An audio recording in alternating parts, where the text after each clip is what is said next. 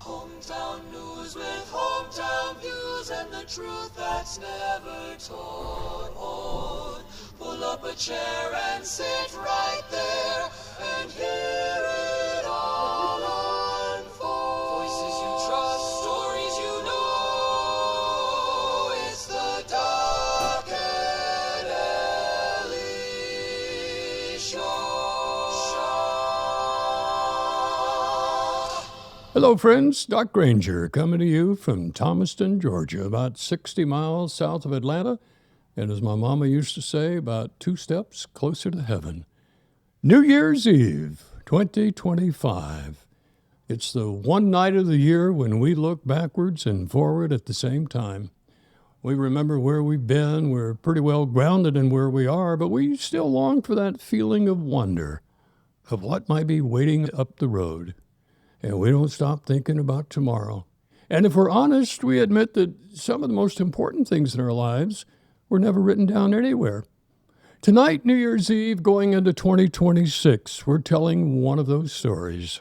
This is a Thomaston, Georgia story, an Upson County story, and it begins on a road.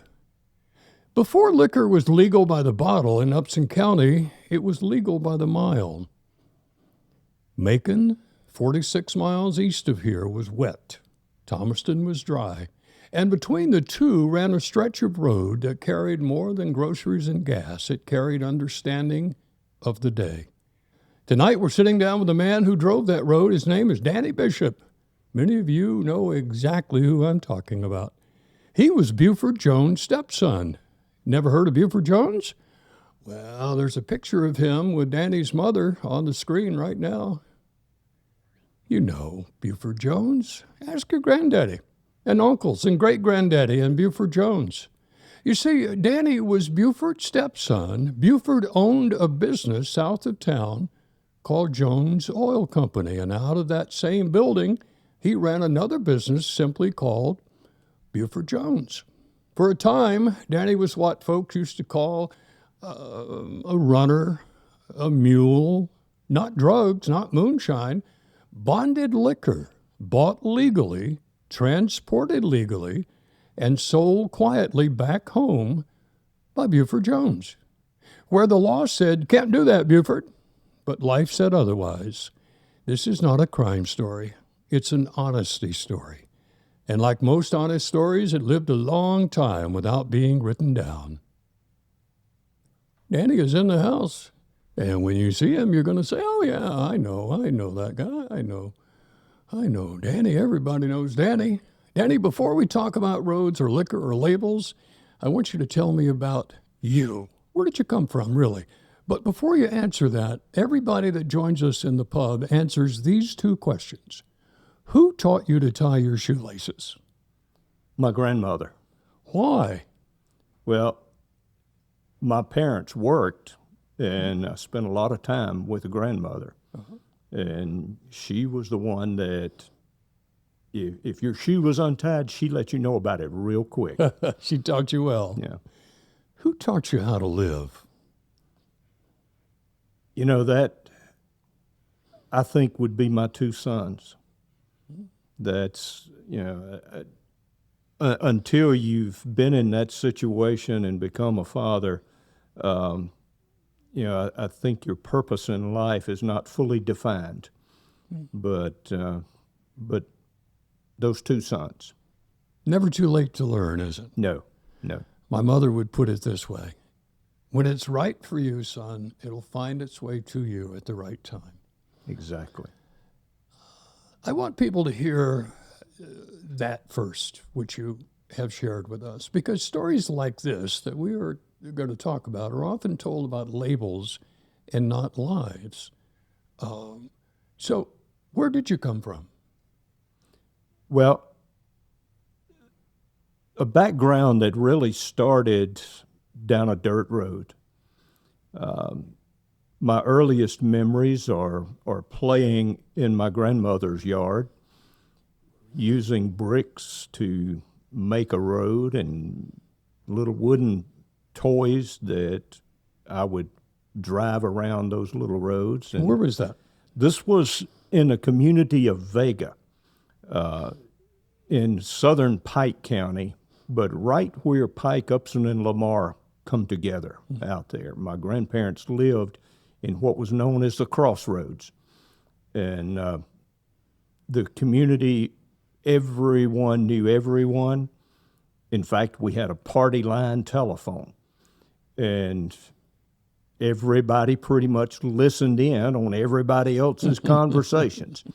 I know my grandmother's ring was 2 shorts, but if it was a long and a short, she knew exactly who was being called, and I'd heard of everybody out there. I'd never heard that. How did that work? There was a signal that... Yeah, your phone would ring differently, and each resident around there had a combination of a long and a short, 2 shorts, 3 shorts. You listened to the ring and determined if they were calling you or not. Mm-hmm. But it was a party line where everybody was on the same line. Yeah. And it worked well. There was no need to go somewhere to gossip. You just pick up the phone and talk. Everybody knew what was going on. It spread fast. It did, yeah. I know my mother told me that she and her sisters got around that by becoming really good Pig Latin talkers. And so, Mama, did you spread anything in Pig Latin that was not entirely true? Well, we'll never know, son. We got a lot to talk about, Danny. Would Grandma Lois be pleased that she became a part of this discussion so early in the... Oh, she would be standing right here making sure that if I said anything that wasn't dead on accurate, I'd get a poke in the ribs. She would have her hand on your shoulder? Oh, yeah, yeah. Danny, before we talk about running anything, tell us who Buford Jones was to you. Buford was a great stepfather, very kind, very generous, would literally give you the shirt off of his back if you ask. There were many, many people, too many to name, that would come to him when they were in trouble, needed some money, needed some help. I never once saw him turn anyone down, even to the point of a gentleman came in one day. His family had had a very serious illness. He had a piece of land that he needed to sell quickly. Buford bought it on the spot. Just no questions asked. Didn't even go look at it. And literally, there were hundreds of people that he helped in times of need like that. Buford only had a 4th grade education, but he was a very smart businessman, made money all of his life with a number of different businesses and endeavors. And, he was someone that if you needed a friend, he was the best friend you could have. So if you could pick your own stepdaddy, you would have picked Buford? Oh, I'd do it again. How old were you when you realized that Buford's business was not listed in the Yellow Pages? I was 12 years old. When you met him? Well, no. That was the summer that I worked 12 hours a day, all summer, every day, 7 days a week, from 7 in the evening until 7 in the morning. My job was to be there at the store and keep an eye on the other 2 people working there, just to make sure things were going right. So I was a night owl by nature anyway, so it worked perfectly with me being able to just sit there all night. I'd mop the floors, I'd do, just little odd jobs, whatever needed doing, pump gas, but my primary responsibility then was to keep an eye on them to make sure that nothing was going on that shouldn't be. So it was a gas station? It was really 3 businesses combined. When my mother married Buford, there was the gas station, a grocery store and a cafe. And not long after that, we closed the cafe and converted it into a Western wear store. Sold Western clothes, hats, boots, vests. I think our most famous customer there was Wayne Cochran. Wayne lived just down the road and would stop by all the time. Anytime he was in town, he made a point to come up there, and he several times he'd buy a pair of boots.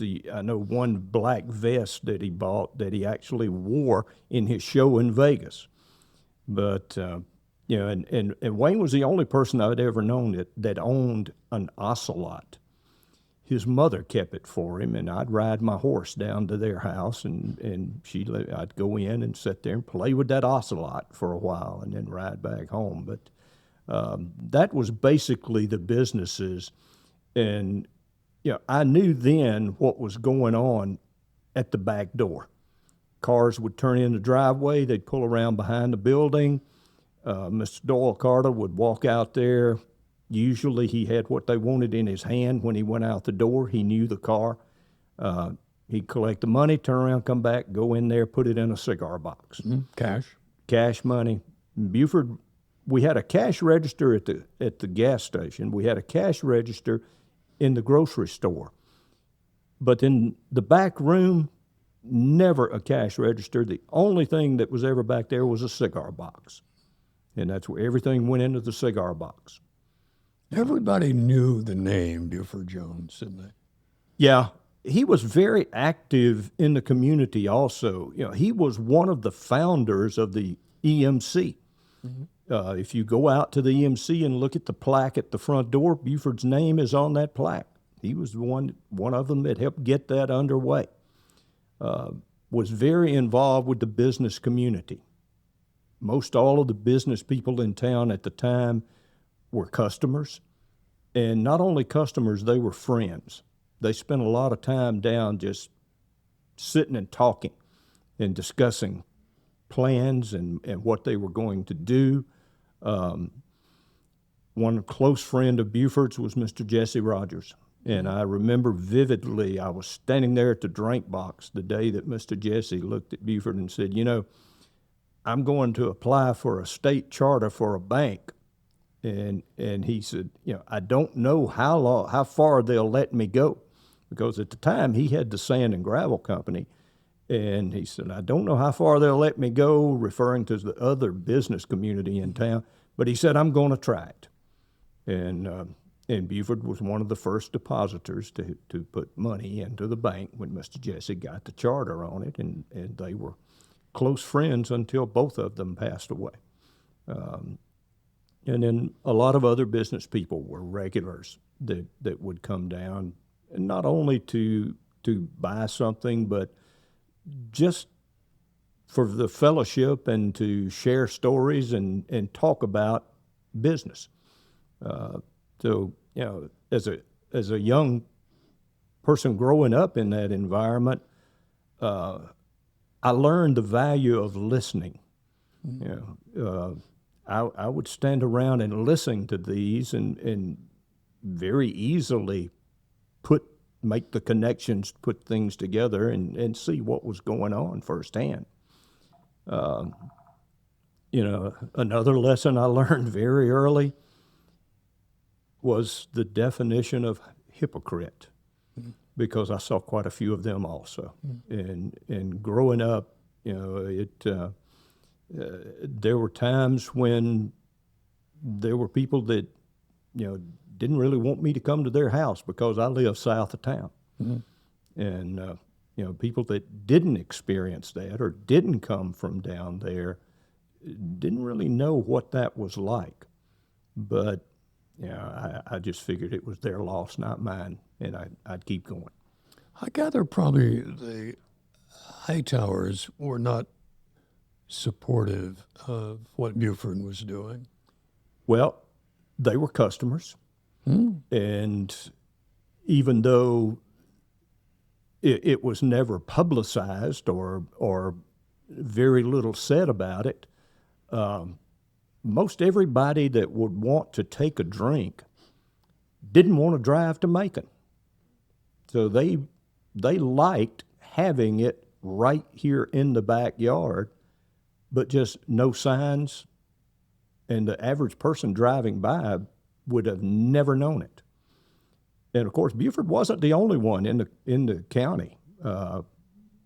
There were others doing the same thing, but he was probably the best known of anyone that was doing that. And during that time, I never saw one drop of moonshine. Everything that I ever saw go through there was bonded whiskey bought from a warehouse in Macon and brought there and sold.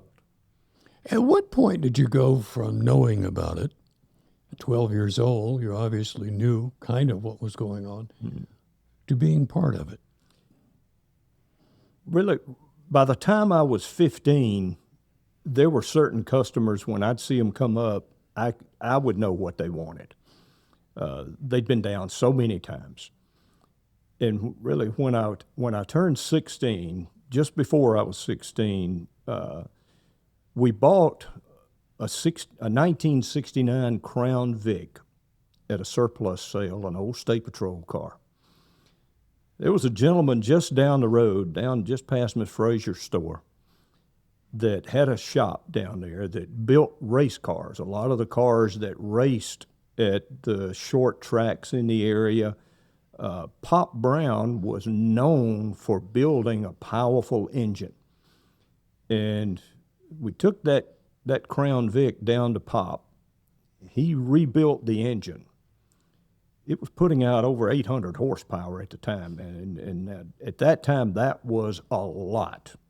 There was nothing around. Blow the back window out. Oh, I had times literally when I would be doing 80 miles an hour and pat the accelerator and bark the tires. It still had that much left. But I think the biggest thing that Pop did was during that, he put a series of toggle switches right there mounted on the dash. Every light bulb on that car had its own switch. I could turn off a headlight. I could turn off a tail light, brake lights, clear. If there was a light bulb, it had a switch. And I could configure it any way I wanted. And that really was valuable in evading someone that might be interested in seeing what I had in that car. So you could become mysterious? You could disappear? Or? I could, and not only could I, there were times that I had to run. I'd see brake lights and a car slowing to spin around behind me. I'd take off. I'd go over a hill or two, spin it around in the road, reach up, cut off a headlight, and just drive right back past them as they were screaming going the other way. And as soon as they did that, I'd hit the dirt road. And I think the thing that really was the most important aspect of it was knowing every road, every dirt road in a couple of counties down on that side of town. I could leave that store and I could drive to Macon, and the only time I might cross a public road, a main road, 80 or 19, but the rest of the time I'd be on dirt roads or county roads and nobody around knowing which way I was going. A lot of times I'd just pick it as I went. It was a big advantage to have a real good friend who had information on what counties the State Patrol were working on a particular day. That was very valuable information. And I won't say his name because he's still out there and he's still involved in stuff, but I mean, he'll know who he is when he hears this. But so what was the resistance to, if Macon was selling alcohol legally? We had Lake Henry, right, just over the county line. Yeah. What was the resistance to selling alcohol legally in Upson County? It was primarily the churches in the county. They just did not want a liquor store sitting there, and that was where the resistance came from for years. Although I wouldn't be honest if I didn't tell you that there were some ministers that were customers. And, Did they come in toting their Bible, or? No, they would usually never get out of the car. They'd pull around back, and most of it after dark, they'd pull around back, get what they wanted, and drive off. So they trusted your confidence, and you trusted. Yes. Could have had something. And there was no reason for us to say anything. Well, I mean, that was 100% their business entirely. Yes. Yeah. And it would have been bad for business. Yeah. For you. Yeah. So now tell me exactly where this unlicensed package store was and is located. Was it always that one store? Initially, Buford had a couple of them. He had a fish camp down on the Flint River off of Pobity Road. If you go down Pobity and turn on a dirt road down there and wound up down at the river, he had a fish camp there. And he sold bonded whiskey down there just the same. A lot of the people would drive down there just because it was isolated and no one was around. But he had an incident down there one time where a couple of soldiers from Fort Benning had come over, and Buford had a 1917 Colt 45 revolver. I still have it. It's at home right now. And it would lay on top of the cigar box. Because even down there, he just had a cigar box. Well, these soldiers came in, they were drinking pretty heavy, and one of them decided that he would pull a .22 pistol and rob Buford. He pulled a pistol, stuck it out there, told him to give him all of his money, and Buford said, okay, I got to reach down here to get it. Well, when he came out from down there, the first thing that guy saw was a barrel on that 45, and Buford leaned over, shot him in the knee. The guy staggered back out of the building, fell in the yard. Buford got up, went out there, put him in the car, and took him to the hospital. So he was a gentleman. He was a gentleman, You just didn't take anything from him. If the guy had asked him for $100, he'd probably given it to him. But when he stuck a gun out there, even though it was a small .22 caliber, and that didn't faze him at all, and shot the guy in the knee and then took him to the hospital to get him looked after. And then he had another business down at what's called Hilltop that was there for just a short period of time until he bought this property where the business was moved to and actually expanded. The Hilltop was just a little cafe and a package store, basically. But the business down south of town was just down past the Votech School on the old Highway 19, right across the street from Hill Construction Company. In fact, I can remember when Cooper and them built a lot of the things that they built down there to enlarge that construction company. But we had the gas station and the cafe, and then we closed in that space between the two buildings to make the grocery store.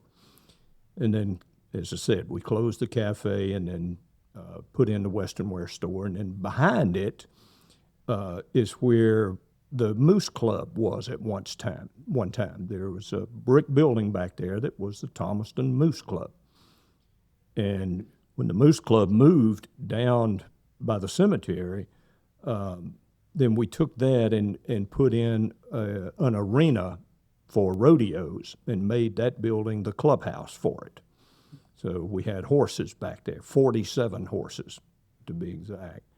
And then had a cattle farm over in Talbot County with a couple hundred head of cattle, and then down on Old Tobbleton Road, a hog operation with about 300 brood sows at one time. That was where it peaked. And we were butchering the hogs and selling them through the grocery store. My mother put an ad in the Atlanta paper for homemade sausage, and we would butcher a hog, grind it all up there, make the sausage, put it in a foot tub, and sell you the foot tub and all. and you take it home and pack it like you wanted it. But, it was just, we weren't big enough to be producing prepackaged goods like that, but we could sell it to you in bulk and basically wholesale the sausage to you, and you pack it up like you wanted it. But Buford was pretty creative. He was expanding in all sorts of directions, wasn't he? Oh, yeah. What kind of revenue was he doing? Oh, there were times when, even during that day, when money was, it was very different than today with what we're looking at. But back then, doing $250,000 was very feasible on it, and that was a lot of money then. And this was this would have been post World War II? Yes, Okay. yes. Up until what time? Buford died in 1976, in February of 76. In fact, it was the week after my wedding when he died there in the back room at the business. Buford and my mother had two children, two sons, and the oldest of the two was with him at that time when he died. He actually made the call to 911. And by that time, I was working for the Upson County Ambulance Service, driving ambulances. And that came about in sort of an odd fashion when, I'd been running back and forth to Macon quite a bit, and the sheriff knew it. And I'm down at home one day shooting basketball out in the driveway, and I look, and the sheriff's driving down the driveway. Well, my first thought was, what is up? I haven't been to Macon in 2 or 3 days. Can't be related to that. I'm standing here shooting basketball. The sheriff pulled up, didn't even get out of the car, rolled the window down, motioned to me, and I walked over there, and he said, Danny, I've just left the county commission meeting where the county has voted to take over the ambulance service from the funeral homes, and we were discussing mainly who we're going to get to drive these things. And he said, your name was the first one that popped in my head. Would you be interested? Your reputation preceded you. Well, I looked, I said, Sheriff, you're going to give me a vehicle, going to have lights and a siren, and you ain't going to chase me. And he laughed. He said, that's it. I said, well, yes, sir, I'm interested. And, a couple of weeks later, I'm in school studying to be an EMT. That would have been Sheriff Bray? No, that was Sheriff Greathouse by that time. Oh, okay. Yeah. Okay. Sheriff Greathouse was in office at that time. Yeah. So tell me a typical day for Danny Bishop between Buford's liquor store, gas station, so on and so forth, to Macon and back. Tell me about that day. What time did you leave? What did you pay? What did you get over there? What were people drinking then? What was the favorite? There was a lot of vodka, a lot of bourbon, whiskey. Most of it half pints and pints. Occasionally somebody'd come down and want a fifth, but it was readily available, so they didn't really have to buy a large volume of it at one time. And I think a lot of the people wanted just a pint because they wanted to come back in a couple of days. They as I said, they liked being there and just talking with each other, and you never knew who you were going to bump into depending on the time. Was there sit-down service? No, but there were quite a few that would buy a bottle and a Coke at the same time, and they'd open the bottle, take a big swig, take the Coke right behind it. So they never pour it in a glass, but they would take a shot before they were leaving. What was a favorite vodka then? Taka. It was a relatively inexpensive vodka at the time, and it was a silver label with red writing on it, and that was what most of it was, and that's what, in all honesty, I've had police officers pull up in a police car and want a half pint of vodka. And so you'd leave Thomaston in that Crown Victoria. What time? You know, the secret to it is to never have a pattern. So there were times I'd leave at 8 o'clock. There were times, you know, if it was a Friday night, I'd get up at 2 o'clock and leave. I never really wanted to have a set pattern, and I didn't go the same way every time. And, you know, I think that was probably what made it more difficult, because I could go away and I knew where the highway patrol was working. So if I was going to encounter them, it was going to be because there had been an accident or something that had brought them into the county that they weren't scheduled to work that night. Now, the one thing I did have that they didn't know either was a scanner. I had a very early scanner that was in there where I could hear everything they said. So, you know, if I heard the traffic, I would listen closely and try to determine, you know, location. I knew all the 10 codes. I knew what they were talking about to each other, and, you know, I could go around that. But it would take me 45 minutes to an hour, depending on the route that I took, and get to Macon.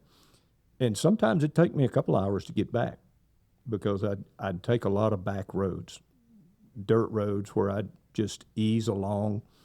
The secret to that was knowing where not to go.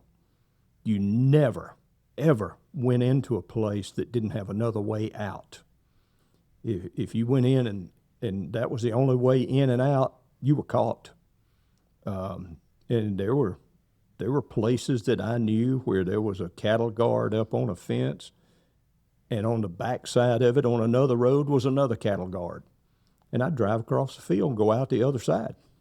So, you know, it became sort of a cat and mouse type of game where, you know, I just change it up so often to keep from being caught into a routine.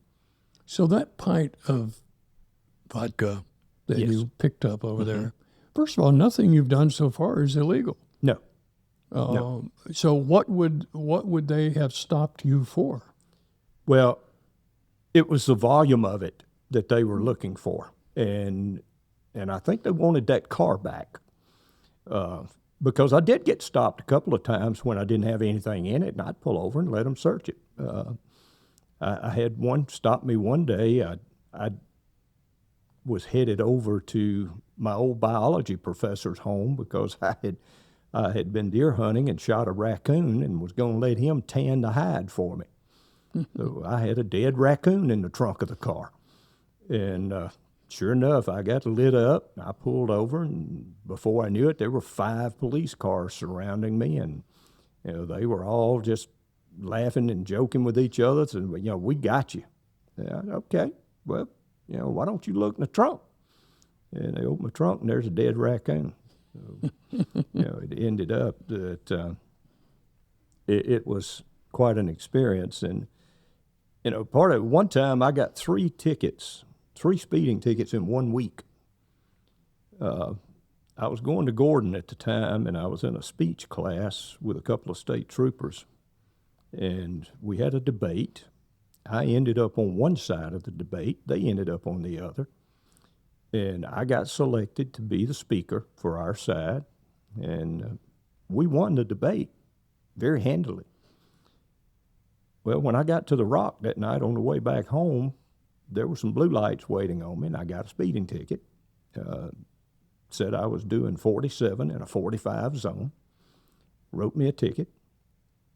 The next day, I'm coming through town and got pulled over. It was kind of odd that a state trooper had stopped me in town, right behind the CNS Bank. Got a speeding ticket there. And then 2 days later, I'm almost home, down about where the tech school is, when a trooper stopped me and gave me a 3rd ticket. And he happened to make a statement. He was one of the 2 in the class with me. And when he handed me the ticket, he looked down and said, "Who won this time?" Mm-hmm. Well, I just went on to the house and I showed my mother. She already had the other two. Well, she and I took a trip down to the sheriff's office. And I found out my mother knew some words that I didn't know she knew. Because I stood out in the hall and listened while she had that discussion with the sheriff. And all three of the tickets went away. I never saw them again, never heard anything from them. And it kind of upset the sheriff, too. He was a little bit angry that they would do something like that. I mean, it was just outright retaliation is all it was. But So you were a trophy for them. in a sense, they wanted that. But, it was partly my fault, too, because I'd tease it sometimes by going in the car in broad daylight and just stopping somewhere. So, I knew they were watching, but they had no reason to really pull me over for something like that. Did your friends at school know you were doing this? No. Okay. No. I knew if you talked, you were in trouble. My sister didn't even know I was doing it. And we were living there under the same roof. And, I made it a point that nobody else would know. Were you ever charged? Were you ever charged for anything? No, never was caught. There were a lot of people that knew about the car. There were a lot of my friends I took for rides in the car. And, most of them would only go one time. It was, I remember. For the light show, probably. Well, I remember one time I took a good friend, we were on the football team together, and I took him down Pobity Road. And by the time we got across Potato Creek, he was in the floorboard begging me to stop, that he'd walk back to town. But so let's go back to that pint. Yeah. That pint of vodka. What did you pay for it in Macon? We would get it. A pint would cost about $3. A half pint, about $1.50. Okay, and that $3 then would sell here for what? $6.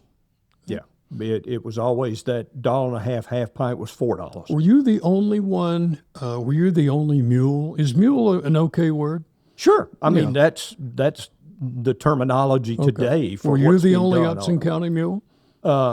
There were other people selling, and they were getting it somehow. I never delivered to anyone else. Mm-hmm. There was a business on the north side of town that was doing the same thing. Well, you had an NDA with Buford, right? I mean. Yeah. Yes. We wouldn't say anything, and there were a couple of times that that if I had a football game or something and they just had to go, my mother would go down to Macon and pick some up. But it was usually just the two of us that would handle it. So it's perfectly legal in Macon. It was perfectly legal for you to go over and pick it up. It was perfectly legal for you to bring it back. The distributor couldn't deliver it because we did not have a license. Mm-hmm. That was the key sticking point there. I mean, you could buy all you wanted down there, and they never asked, what are you doing with it? Why are you getting 10 or 12 cases loaded into this car? They knew, but they never asked. Everybody knew. Everybody knew. Everybody knew. Everybody. How many customers did you guys have? Hundreds and hundreds. 500? Or more. More? 1,000? I don't know. It's hard for me to put a number. I'm certain it was more than 500. Okay. But I don't know if we would reach 1,000 just because of the population. But, it was enough that we were open 24 hours a day, 7 days a week, 365 days a year. 24 hours a day. Was there a code, a knock, a certain knock or a phrase or something to, if I came by at 3 o'clock in the morning? If we didn't know you, you'd have to have somebody we did know with you the first time. Right. Because there were times, and there were a number of times that we got a phone call that, hey, revenuers are in town, they're headed your way. And we would always, I remember one day very, very well, we got the phone call. We only had about 10 minutes, and we didn't keep a lot of it on the shelves on purpose so it could be moved quickly. Well, right behind the store in the grass, we had Coke crates stacked everywhere. Because back then, Coke was in a bottle, and you got a crate, and you kept the crate, and when the Coke guy came back around, he picked up the crates and the empty bottles. Well, we took about 8 cases and run outside, set it on the ground, stacked those Coke crates all around it, and left it sitting right there. When the out-of-town revenuers, and it was always out of town, when they pulled up, they parked right beside it. Got out, came in, looked around, checked everything, couldn't find a thing, got back in their car and drove off. And they literally almost hit the Coke crates with their door when they opened the door. But it was sitting right there beside them. So were they supposed not to see it, or? Well, I just don't think they knew, or didn't think that someone would have the gumption to just sit it in the yard and cover it up with a Coke crate. And in the back room, there was an area back there that was hidden that took you behind where the 2 big fuel tanks were. And that's where we would stack it a lot of times. We rarely ever had more than between 10 and 15 cases on site at one time because it was easy to go get. And that was about all we could transport at a time anyway. So, we would keep it back there, and it honestly, if you didn't know exactly how to open the wall to get into that area, you'd have never seen it. You'd never know it. And in that back room, there was a bed, there was a bathroom. It looked like just a little apartment where someone would stay. So there was really nothing there that was so obvious that if you walked in, you would know, this is a package store. It didn't look like that. And even down at the house, we had a utility room, and that house is still there, and that utility room is still there. There was a floor plank that you could pick up, and then the door would open, and you could go down into this hidden room that otherwise you had no idea was there. In the storage room, there was a freezer. When you opened the door and walked in, there was a freezer on the left, and when you went around to the other side of it and opened that door and went in, there was another freezer. But they never put together that there was an opening between the 2 freezers where you could stack 6 or 8 or more cases of whiskey between the 2 freezers. And this was a Buford design? Yeah. He was really, really good at coming up with things like that to hide it in plain sight. What do you think Buford would be doing today if he had lived in this generation? I think it'd be the same thing.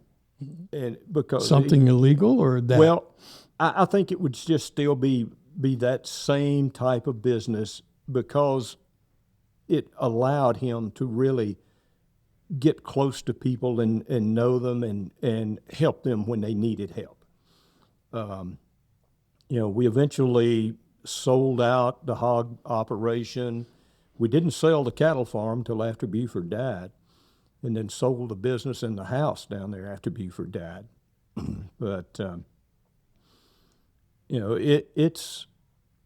it really suited his personality. He had to be dealing with people on a daily basis to be happy. That was just him. He was so well liked on that side of town, and when you would hear the number of people, like we got a phone call one day, and they said, "Mr. Buford, there's a car on the way down there with 2 young guys in it planning to rob you." Well, we even had a description of the car.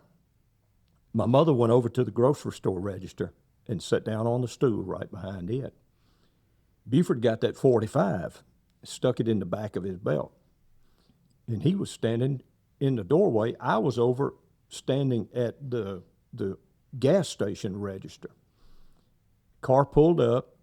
one guy got out, he came in, he looked at my mother and just really, you could tell he was just checking the situation out. When he walked down like he was headed over to where I was at, just as he took, there was a little, just like a half a step between the two floor levels. When he took that step, Buford put the barrel of that 45 against his temple. Mm-hmm. And the guy caught himself on the drink box, his knees buckled. And he told him, he said, I know what you're here for. I'm going to give you 30 seconds for y'all to get out of here. And if you ever come back, I ain't going to give you 30 seconds. This was not a shot in the knees. No. And the guy broke and ran by me, went out the door. The car was taking off. He dove in the window of the car, and they hit the road and headed back toward town.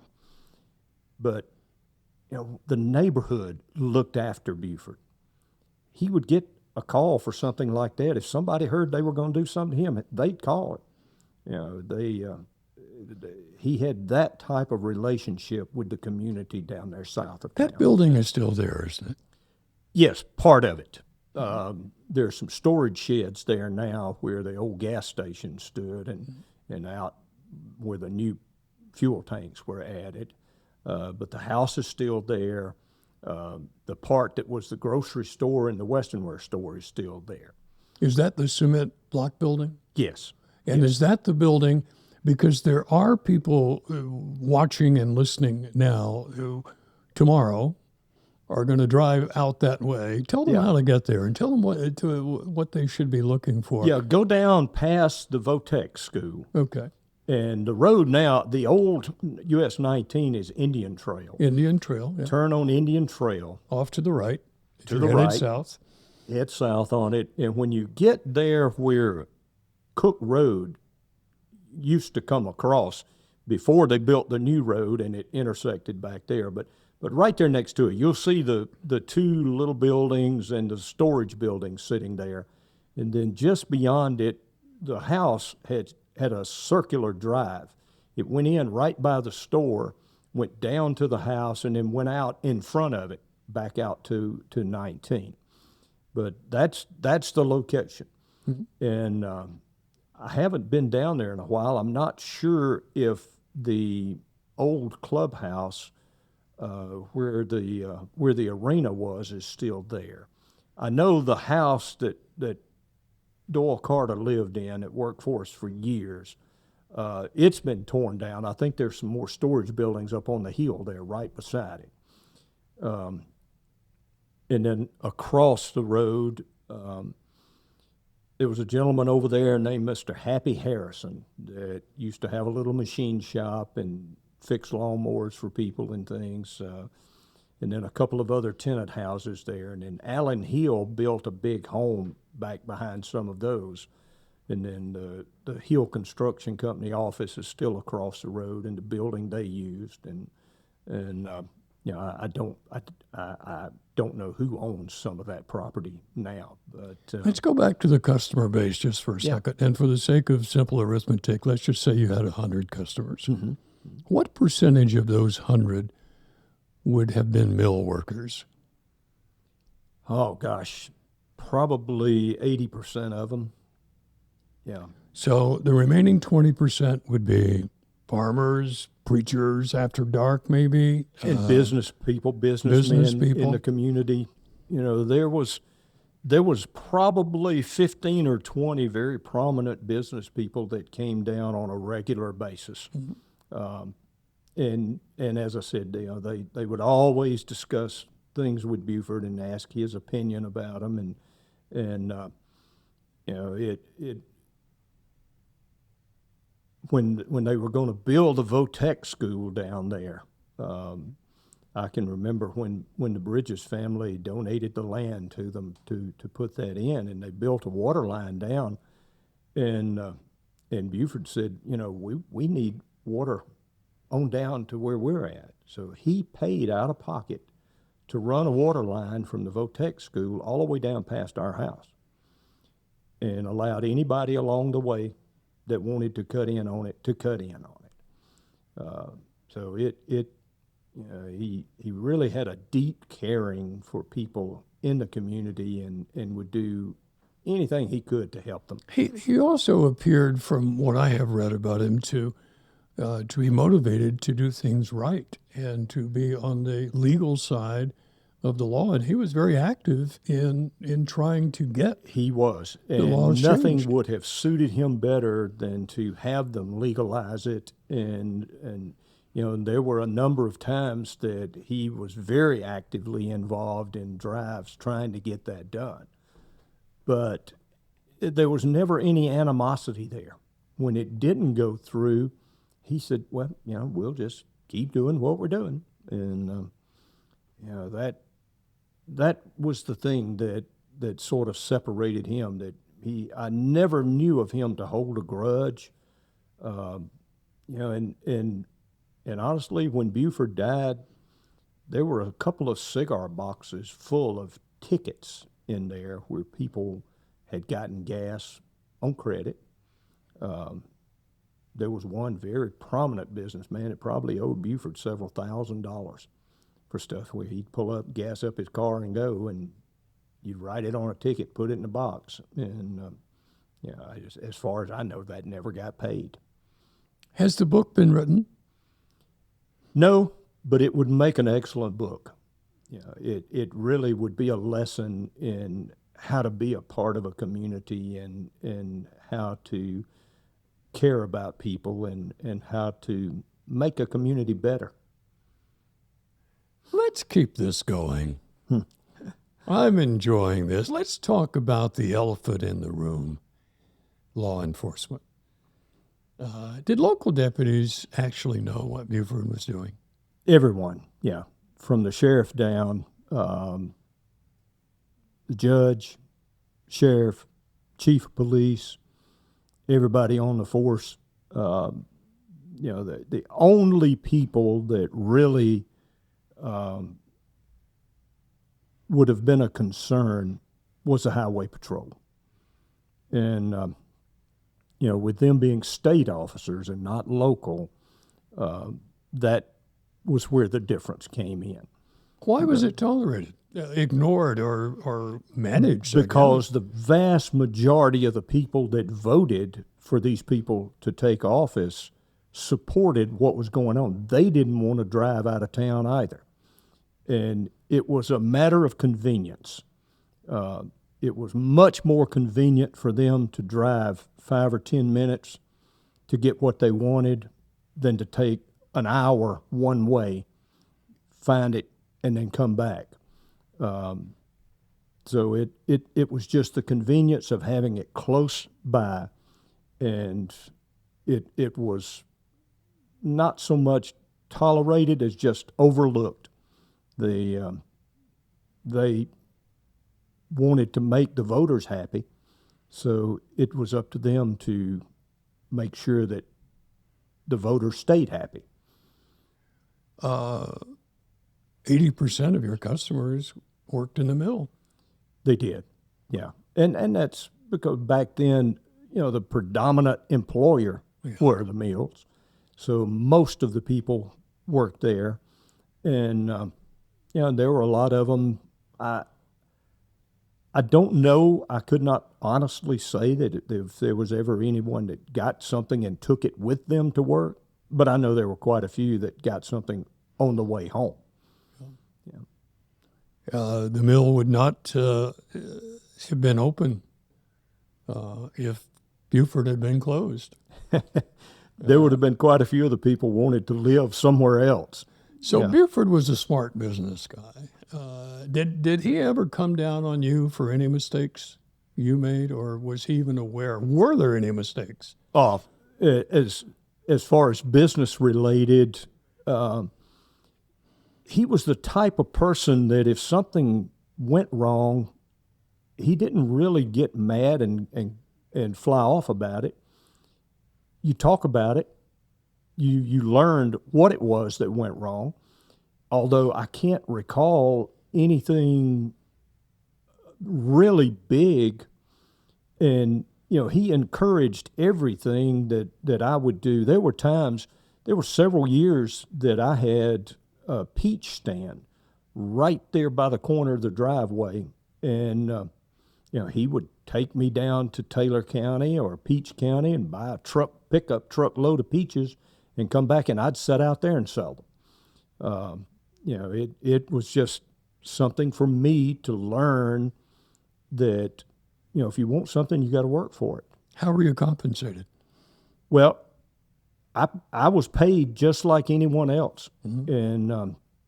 And, it was also, I knew and I appreciated the fact that when I got 16 and got a car, I could pull up to the gas pump and gas up my car and go when I wanted to go, and I just put it on a ticket.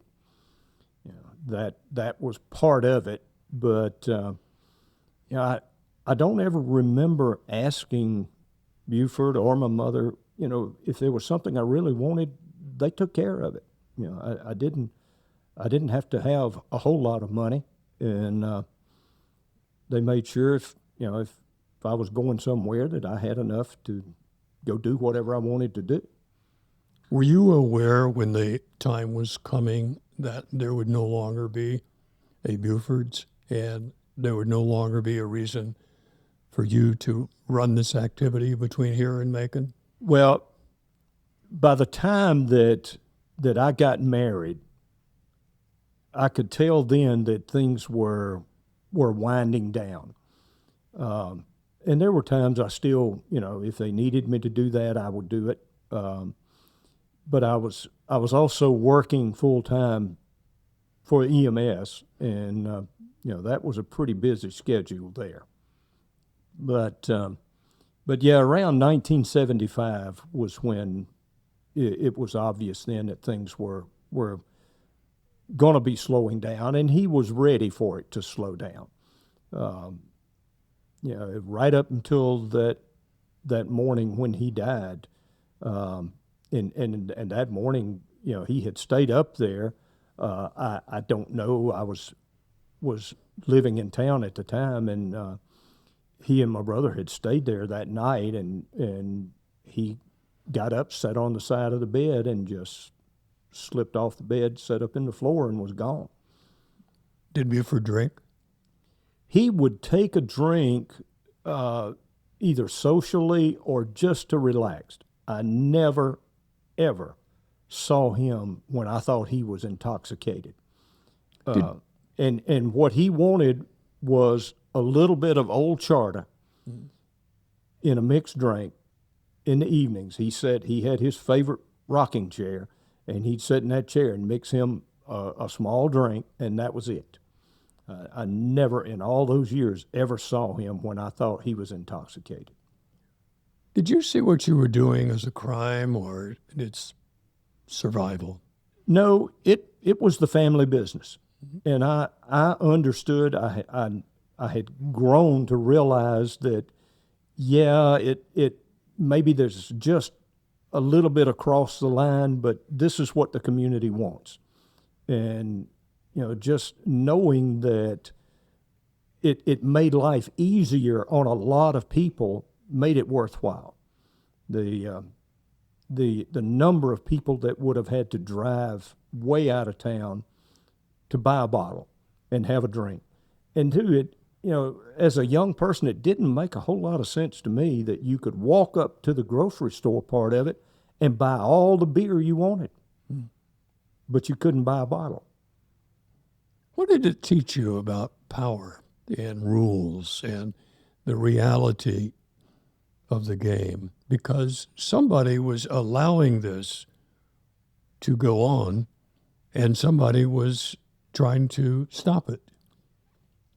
Yeah, it made me understand a lot about how politics works and how the majority of the people were still calling the shots. That even though there was a smaller minority that wanted this to go away, there were a lot of things they would have wanted to go away. But the majority of the people wanted this convenience, and it was a matter of satisfying that desire and that need. If Buford were sitting here today And I sure wish that could happen. I Yep. would like to have known Buford Jones. What would he say about all this? He'd say it's a lot to do about nothing. Yeah. It would be nothing that he felt like he was doing at the time. I don't think he really ever fully realized, or if he did, he never said anything about the impact that he was having community-wide with making something that they wanted more convenient and making someone else's life a little easier. And if that young runner of you, that version of you, we're sitting here with Buford, and Buford left unexpectedly, and there probably were still things you would like to have said to him, or maybe things that you thought about over the years, what would you say to him now? Thank you. Yeah, that'd be the biggest thing, because there were a lot of lessons that I learned, and I wouldn't have learned them hadn't it been for him. Danny Bishop. This wasn't just about liquor. It was all about roads and trust and risk and a county figuring itself out one back road at a time. And he was always one step ahead of them. Listening to you, Danny, there's something else people from towns like this recognize immediately. Back then, there were things that everybody knew and things that nobody said anything about. It still exist. I hear it all the time. I sit on front porches with people talking about all sorts of things that I remember in the 12, 13 years I lived here before we moved away to Atlanta. I hear some juicy stories, but they always end with, but don't quote me. Yeah. Okay? Not because they were secrets, but because saying them out loud didn't make life any better. And if anything, it might have made life not so good for the person who was saying it. Looking back now, I'm going to ask you to tell me how you see it then versus today, because the older I get, the more I understand that towns don't really change all at once. You've been away from this town mostly for years. I've been away from this town. And you come back and you realize that things change quietly like people do. They change in the spaces between what's written down and what's understood. Buford Jones lived in one of those places where the law said one thing, life said another. Exactly. And there was a balance that had to be played. I'm not sure that balance has been figured out yet. The town learned how to function in between, not out of rebellion, but out of necessity. There were rules on paper, and then there were the roads. People traveled when the rules didn't quite fit the truth of everyday life, and everybody knew it. The mills knew it, the courthouse knew it, the churches knew it. And most folks learned early which things were talked about and which things were simply understood, not because they were careful, not because they were afraid, but actually because they were careful with their work, careful with their neighbors, careful with how far a sentence might travel once it left the porch or the party line. Now standing on the edge of another new year, which is where we are on this New Year's Eve, 2025. It's tempting to tell ourselves that those days are behind us, but the truth is the structure has not changed nearly as much as the language has. Today, the roads aren't just highways, they're emails, they're press releases, they're pre-approved questions, they're bullet points that we see printed in the paper. And when official systems limit honest dialogue, communities do what they've always done. They adapt. That's not rebellion, that's citizenship. So this isn't really a story about liquor or laws or even Buford Jones. It's a story about how communities actually work, how people get through life. And if there's anything worth carrying into the new year, it's this, I think. When official systems grow comfortable with silence, their responsibility to remember doesn't disappear. It simply finds a new voice, or it finds a new way to communicate. Before we close, Danny, I want to say this. Tonight wasn't about liquor or laws or even roads. It was about memory, about a time and a place and the quiet ways people figured out life when the rules didn't always fit the truth on the ground. You trusted us with a piece of your life, and I appreciate that. You didn't dress it up. You didn't defend it. You just told it the way you remembered it, and that matters. So before we step into the new year, I want to give you the last word. If there's anyone you'd like to thank, anyone you'd like to remember, or anything you'd like to say to this town or the people who shared that road with you, it's yours. Thank you, Doc, and I really appreciate you doing what you have done. And you know, the faces change, but the feelings, the emotions, and what's going on in a community is so close to what it used to be. It's not that entirely different, even though, you know, the laws have changed. It's you kind of look at it as a child growing up, and you think, well, the community's growing up, but you know, it's just different people sharing the same life experiences that we had 30, 40, 50 years ago. Hopefully some of the things, more modern conveniences, make it a little bit easier for them to traverse that. Those of us that lived through the 60s can see what's happening, and you know, how things tend to repeat themselves. So it's, you know, it's difficult a lot of times for one generation to learn from a prior generation, unless that older generation tells the stories. That's how you learn. And you know, I've taught my boys all their lives, there are two ways to learn something. You either learn it from your own mistake or someone else's, and it's a lot less expensive from someone else's. So you know, hopefully there'll be some people that'll look and you know, they'll take the personality of a man like Buford Jones and try to help other people. You know, Buford didn't do all of this just for Buford's benefit.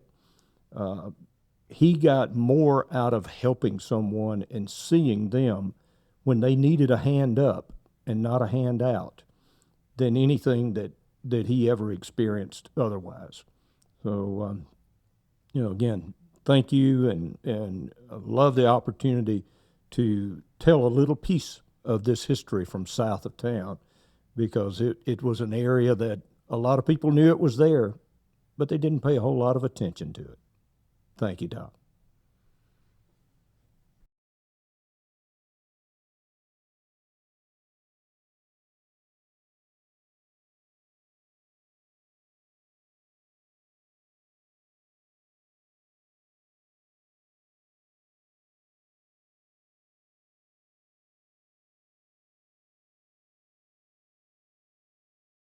Friends, we hope you enjoyed today's show.